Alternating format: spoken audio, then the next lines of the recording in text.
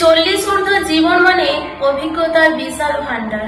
আচ্ছা, এই বয়সে পৌঁছে নিজের মধ্যে কিছুটা পরিবর্তন এসেছে কি? নিজের কাছে করা এই প্রশ্নের জবাব নিজেই দিলাম। এতটা বছর পর্যন্ত নিজের পরিবার, পরিজন, আত্মীয় স্বজনকে নিজের সমস্তটা সময় আর ভালোবাসায় বিলিয়ে দিয়েছি। প্রিয়জনের পছন্দে নিজেকে গড়েছি। নিজের দিকে তাকানোর কোনো ফুরসত পাইনি। নিজস্বতা বলে কিছু একটা যে আছে তা প্রায় ভুলে গেছিলাম। এখন নিজেকে কিছুটা সময় দিচ্ছি, নিজের যত্ন নিচ্ছি, সংযমী হচ্ছি, নিজের খাদ্য অভ্যাসে এবং নিজেকে সামান্য ভালোবাসতে শুরু করেছি। কারণ যতক্ষণ শ্বাস ততক্ষণই আস। আজকাল আমি ফুটপাতের শাকসবজি বা ফল বিক্রেতার সাথে দর কষাকষি করি না।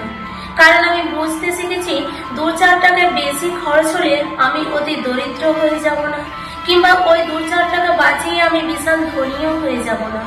বরং 2-4 টাকা বেশি রোজগারের আশায় যে বিক্রেতা উদয়াস্ত পরিশ্রম করেছে, সে সামান্য লাভবান হলে বাচ্চারা একবেলা ভালোভাবে খেতে পারবে, হয়তোবা সে তার সন্তানের স্কুল কলেজের বেতন দিতে পারবে, কিংবা বই খাতা কিনতে পারবে। আজকাল রিক্সা থেকে নেমে রিক্সা চালকের কাছ থেকে ভাঙতি টাকাটা ফেরত নিতে আর অপেক্ষা করি না। রাত দিনের কঠোর পরিশ্রমে পানের শরীরে রিক্সা চালিয়ে কটা টাকা বেশি পেলে হয়তো তার পরিবারের অনাহার ক্লিষ্ট সন্তানের মুখে হাসি ফুটবে।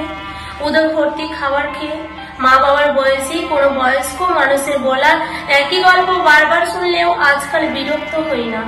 বুঝতে শিখেছি এই গল্পগুলোতে হয়তো অতীতের স্মৃতি জড়িয়ে রয়েছে। আমার সাথে কথা বলে তারা হয়তো স্বস্তি বোধ করে, যা তাদের জীবনে কিছুটা আনন্দ বয়ে আনে। তাই আমি মনোযোগী শ্রোতার মতো গভীর মনোযোগ নিয়ে তাদের কথা শুনতে থাকি। এক একটা জীবন যে কত শত ইতিহাসের আকর। মানুষের ভুল ত্রুটি দেখে তাকে শুধরে নেওয়ার জন্য এখন আর আগের মতো প্রাণপণ লড়াই করি না। শুধু একবার সাবধান করে থেমে যাই, অবস্থা বুঝে হয়তোবা বলি না। কারণ আমি বুঝতে শিখে গেছি সারা পৃথিবীর লোকেদের শুধরে দেবার দায় আমার একার নয়। যার যা কর্মফল শেষে ভোগ করবে। বরং নিজের দৃশ্যমান ভুল ত্রুটিগুলো অবিরত শুধরে নিই, নিজেকে বদলে নিই।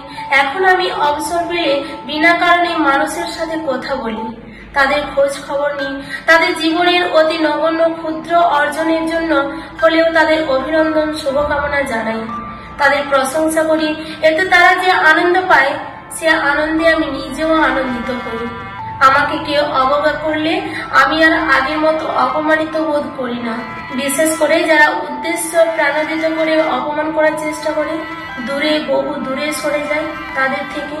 আমি বুঝি তারা হয়তো মানুষের মূল্য বুঝতে না পেরে আমায় অবহেলা করছে, কিন্তু আমি তো জানি আমার কাছে আমি মূল্য, আমার অভিজ্ঞতা, আমার অর্জন, আমার প্রাপ্তি কোনোটাই ফেলনা নয়। 40 ঊর্ধ্ব বয়সে এসে আমি এখন নিজেকে মূল্যায়ন করতে শিখেছি। আজকাল আমাকে কেউ আবেগী বললে মন খারাপ করি না, কারণ আমি বুঝে গেছি যে আবেগের অনুভূতিগুলোই আমাকে মানুষ তৈরি করেছে। আমি আবেগী বলেই মানুষ, রোবট নই। আমার মানবিক বোধ আছে, আত্মসম্মানের সাথে মানবিক কাজে তাই নিজেকেই নিয়োজিত করে বিলিয়ে দিতে চাই। ইহলৌকিক কল্যাণের সাথে সাথে পরলৌকিক কল্যাণের জন্য কাজ করি। কেননা আমি অনুভব করতে পারি জীবে প্রেম করে যে জন, সেই জন সেবিছে ঈশ্বর। এখন আর নিজেকে ইগোকে আঁকড়ে ধরে আমি রাখি না, কারণ আমি জেনে গেছি যে ইগো মানুষকে একা করে দেয়।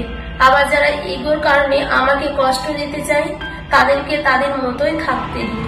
কারণ আমি বুঝে গেছি যারা অকারণে আমার সাথে দুর্ব্যবহার করেছে তারা তাদের মানসিক দৈন্যতার বহিঃপ্রকাশ ঘটাচ্ছে। অন্যের অমূলক দুর্ব্যবহারের ভার আমি কেন বহন করব? তাদের অন্যায় আচরণের বলি আমি কেন হব? ভদ্রতা মানে দুর্বলতা নয়, বরং ভদ্র বলে আমি প্রখর ও বলিষ্ঠ ব্যক্তিত্বের অধিকারী। এই পর্যায়ে এসে খুব ভালো করে বুঝতে শিখেছি শান্তিতে বেঁচে থাকার জন্য খুব বেশি কিছুর প্রয়োজন নেই। আর্থিক নিশ্চয়তা, স্বাধীন ব্যবসায়ী বা চাকুরি হোক বা মাথার উপর একটা ছাদ বা আশ্রয়স্থল, পর্যাপ্ত খাদ্য পোশাক আর প্রিয়জনের সান্নিধ্যবোধ বড্ড জরুরি। এরপর বাকি সবই বাহুল্য। আর জীবনের পড়ন্ত বেলায় আমি বুঝে গেছি যে জীবনে চলার পথটাকে সুন্দর করতে গুটি কতক সত্যিকারের বন্ধু প্রয়োজন।